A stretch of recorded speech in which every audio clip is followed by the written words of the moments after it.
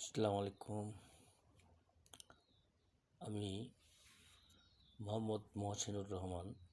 আমার roll number CF DB/CD AD2/12-25-18।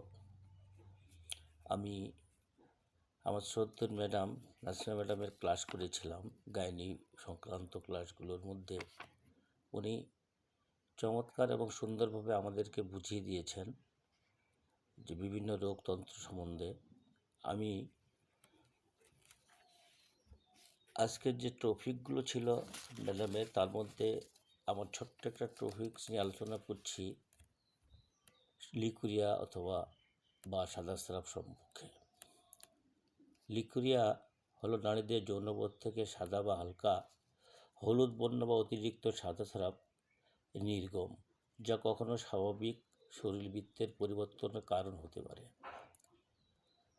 হুইয়ের অনুযায়ী যোনির রং, গন্ধ, পরিমাণ, উপসর্গের পরিবর্তন থাকলেও তা রোগগত হিসেবে বিবেচিত হয়।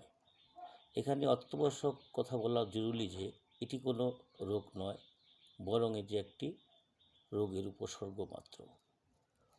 প্রজননক্ষম সমবয়সী নারীদের মধ্যে বেশি দেখা যায়। সংক্রামিত হলে চিকিৎসার প্রয়োজন। দীর্ঘদিন অবহেলিত করলে এর জটিলতা প্রভাব আমরা বিস্তার লাভ দেখতে পাই। সাদা স্রাব আমাদের গ্রাম বাংলা থেকে শহরেও দেখা যায়, তবে বিশেষ করে এশিয়া মহাদেশের দেশগুলোতে প্রভাব বেশি, ঘনবসতি এলাকার এর প্রভাব বেশি। এখানে প্যাথোফিজিওলজির মধ্যে আমরা যেগুলো লক্ষ্য করছি, স্বাভাবিক যোনির পরিবেশের মধ্যে যে ল্যাক্টোব্যাসিলাস ব্যাকটেরিয়া পিএইচ নিয়ন্ত্রণ করে বা আক্রমণ হয়। এই আক্রামিত বা হরমোন সংক্রমণ ভারসাম্য নষ্ট হলে এই পরিবেশ বিঘ্ন ঘটে, ফলে প্যাথোজেন বৃদ্ধি পেয়ে কোষ বা অতিরিক্ত স্রাব তৈরি করে, যা সাধারণত লিকুরিয়া নামে পরিচিত।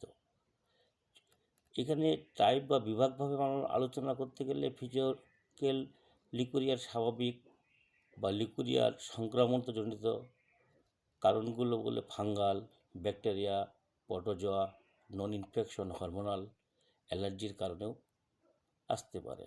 রিস্ক ফ্যাক্টরগুলোর মধ্যে যদি আমরা লক্ষ্য করি, তাহলে অপরিচ্ছন্ন ব্যক্তিগত স্বাস্থ্য, অনিরাপত্তা যৌন সম্পর্ক, ডায়াবেটিস, গর্ভাবস্থায় দীর্ঘদিন অ্যান্টিবায়োটিক সেবন, ইমিউন সিস্টেম দুর্বলতা ইত্যাদির কারণে।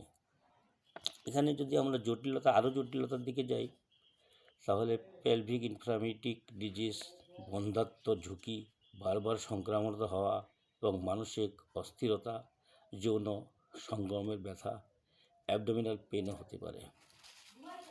তো এটাকে আমরা সাধারণত যদি লাইফস্টাইল বা ডায়েট কন্ট্রোল হিসেবে আমরা যদি এগুলো একটু সচেতনতা বৃদ্ধি করতে পারি, তাহলে এটা আমাদের সম্ভব কমানো।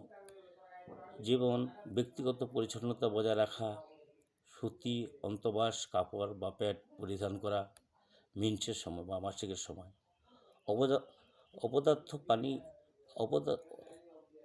জীবাণু মুক্ত পানি বা পর্যাপ্ত ভালো পানি পান করা, কম চিনি ও স্বাস্থ্যকর খাদ্য, দই বা প্রোডাক্টিভ খাবারগুলো এড়িয়ে চলা, অতিরিক্ত কেমিক্যাল ড্রেসিং এড়ানো এবং অ্যালকোহলযুক্ত খাবারগুলো বর্জন করে তামাকজাত দ্রব্যকে এড়িয়ে চলাই সবচেয়ে ভালো। তাহলে আমরা পরিষ্কার পরিচ্ছন্নতা থাকলে আমাদের রোগের প্রভাব কিছুটা কমে। ধন্যবাদ আমার ম্যামকে, ধন্যবাদ